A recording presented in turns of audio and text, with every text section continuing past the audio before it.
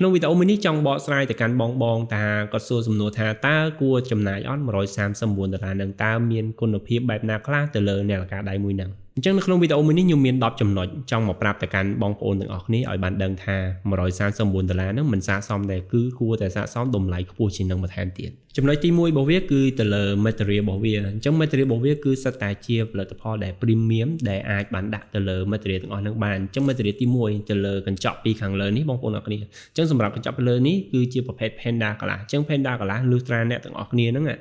យកអីទៅវាយឲ្យខ្លាំងហ្មងញញយបានវាអាចនឹងមានការបែកបើសិនត្រឹមតែអ្នកនរគ្នាចុចឬក៏អ្នកនរគ្នាបុកប៉ះធម្មតាគឺមិនមានការបែកឬក៏ការស្គរឡើយរីឯ color ក្រោមរបស់វាក៏ច្បាស់ដែរ460 x 460 pixel រីឯតួរបស់វាគឺប្រភេទ titanium គឺមានភាពធន់ទៅលើការបុកប៉ះដូចគ្នាហើយសម្រាប់ទម្ងន់របស់វាក៏ស្រាលដែររីឯខ្សែរបស់វាគឺប្រភេទ stainless steel 316L អញ្ចឹង stainless steel 316L ក៏ភាពធន់របស់វាក៏ដូចគ្នាដែរហើយសម្រាប់ពន្លឺរបស់វារហូតដល់1000 nit អញ្ចឹងមិនថាអ្នកទាំងអស់គ្នានៅក្រោមពន្លឺថ្ងៃប៉ុណ្ណាក៏អ្នកទាំងអស់គ្នាមើលឃើញបានច្បាស់ល្អដែរទី3ទៅលើទំហំថ្មរបស់វាគឺទំហំថ្មរបស់វាគឺធំមែនទែនអាចប្រើប្រាស់បានចន្លោះពី1អាទិត្យទៅ2អាទិត្យអាស្រ័យទៅលើការប្រើប្រាស់របស់អ្នកទាំងអស់គ្នាហេតុអីបានខ្ញុំនិយាយទៅលើការប្រើប្រាស់របស់អ្នកទាំងអស់គ្នា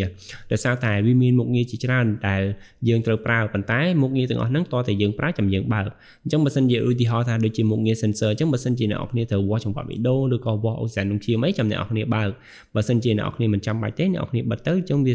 save ទៅលើថាមពលថ្មបានល្អទី4ទៅលើជំរាបទឹករបស់វាអញ្ចឹងជំរាបទឹករបស់វាគឺបានល្អខ្លាំងមែនទែនទៅលើ file ATM អញ្ចឹងមិនថាអ្នកទាំងអស់គ្នាលេងទឹកមួយទឹកហែទឹកអីគឺបានដល់មានសេរីជម្រៅរបស់វាបានរហូតដល់50ម៉ែត្រទី5ទៅលើ Bluetooth calling អញ្ចឹង Bluetooth calling ដែលអាចឲ្យអ្នកទាំងអស់គ្នា call បានតាមរយៈនាឡិកាមួយនេះហើយវាមានល្បឿនលឿនមែនទែនដោយសារតែវាមាន Bluetooth 5.3 រីឯមុខងារទី6គឺជាមុខងារមួយដែល Smart Watch ដទៃគឺមិនអាចធ្វើបានមែនទែនហ្មងគឺទៅលើមុខងារសុខភាពអញ្ចឹងមុខងារសុខភាពមានច្រើនប៉ុន្តែខ្ញុំលើកតែមួយចំណុចទេមួយចំណុចហ្នឹងគឺទៅលើមុខងារវាស់សម្ពាធឈាមអ្នកទាំងអស់គ្នា Smart Watch ដទៃគឺមិនអាចធ្វើបានតែម្ដងដោយសារតែមុខងារវាស់សម្ពាធឈាមនេះគឺវាមាន material ដែលបំពាក់ទៅលើមុខងារមួយហ្នឹងគឺវាមានតម្លៃខ្ពស់ខ្លាំងមែនទែនអញ្ចឹងតម្លៃក្នុង$139គឺមិនអាចបានទេក្រៅពី Falcon មួយនេះFalcon មួយនេះតម្លៃត្រឹមតែ